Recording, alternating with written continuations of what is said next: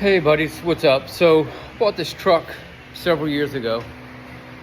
Been working on it here and there and fixing things and stuff like that, and consider myself a hack. You know, I kind of don't do things like they're supposed to be done, and sometimes I do things 2 and 3 times over, and I've never, as I've gone through the truck, I've never really called anybody out and said, man, look how terrible the job this person did, because I do my own terrible jobs. But man, I can't help but show this one. Let me just show you what I found here. Hold on. So as you look at this cab corner right here and the paint, man, it's beautiful. Look how nice that paint looks right there. But look what I found as I was under it earlier today. Look at this right here.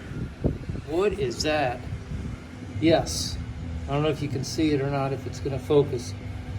But that straight Bondo in that hole. There's no metal there.